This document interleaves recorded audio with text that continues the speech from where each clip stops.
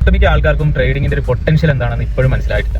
Okay, അത് പക്ഷേ നമുക്ക് ആരെയും ബ്ലെയിം ചെയ്യാനും പറ്റില്ല. കാരണം ട്രേഡിംഗ് എന്നൊരു കരിയറിലേക്ക് നിങ്ങൾ എൻ്റർ ആകുന്നുണ്ടെങ്കിൽ അതിന് പല പല ഫാക്ടേഴ്സ് കൂടെ മീറ്റ് ആവണം, അല്ലെങ്കിൽ കുറേ ക്രൈറ്റീരിയാസ് മീറ്റ് ആയാൽ മാത്രമേ നമുക്ക് ശരിക്കും ആ ട്രേഡിംഗിൽ ഒന്ന് ഫുൾ ഫ്ലെഡ്ജ് ആയിട്ട് ഇറങ്ങാൻ പറ്റും. ഫോർ എക്സാമ്പിൾ, ഇപ്പോൾ നിങ്ങൾ ഒരു നല്ലൊരു കംഫർട്ട് സോണിലാണ്, ലെറ്റ്സ് സേ ഒരു മന്ത്ലി ഒരു 50,000 60,000 അല്ലെങ്കിൽ ഒരു മാന്യമായ സാലറി ഏൺ ചെയ്യുന്ന ഒരു വ്യക്തിയാണെങ്കിൽ നിങ്ങൾ ഓഫ് കോഴ്സ് ഒരു കംഫർട്ട് സോണിലായിരിക്കും. അപ്പോൾ ഈ പറയുന്ന പോലെ നിങ്ങൾ ട്രേഡിങ്ങിനെ പറ്റി അവിടെ ചിന്തിക്കുന്ന പോലും ഉണ്ടാവില്ല. പക്ഷേ at the same time once നിങ്ങൾ ട്രേഡിംഗ് സ്റ്റാർട്ട് ചെയ്ത് കഴിഞ്ഞാലും അതിന്റെ പൊട്ടൻഷ്യൽ മനസ്സിലാക്കാൻ ഒരുപാട് വർഷം എടുക്കും എന്നുള്ളത് തന്നെയാണ് സത്യം. അത് വേറെ ഒന്നും കൊണ്ടല്ല, നമ്മൾ മന്ത്ലി ചെറിയൊരു പ്രോഫിറ്റ് ഉണ്ടാക്കി പോകുന്നത് കൊണ്ട് പ്രത്യേകിച്ച് കാര്യമില്ല.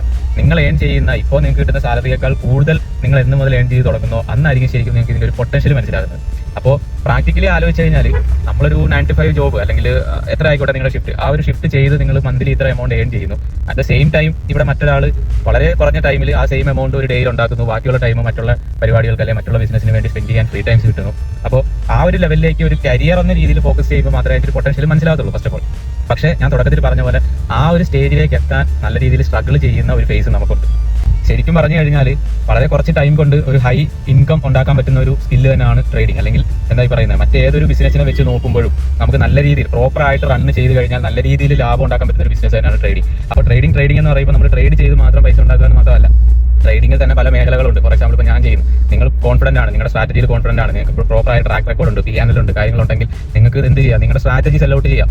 അതിനൊരു പ്രശ്നമില്ല. ഇപ്പോൾ പല ആൾക്കാരും പറയും ട്രേഡിംഗ് ചെയ്യുന്നുണ്ടെങ്കിൽ എന്തിനാണ് സ്ട്രാറ്റജി അല്ലെങ്കിൽ കോഴ്സ് വിറ്റ് പൈസ ഉണ്ടാക്കുന്നത്. ആ മൈൻഡ് സെറ്റിൽ ഉള്ള ആൾക്കാർ എപ്പോഴും അവിടെ തന്നെ നിൽക്കത്തേ ഉള്ളൂ. കാരണം ഇൻകം സോഴ്സ് കൂട്ടുക, വെൽത്ത് ക്രിയേറ്റ് ചെയ്യുക എന്നുള്ളതായിരിക്കണം അൾട്ടിമേറ്റ്ലി നമ്മുടെ മോട്ടീവ്.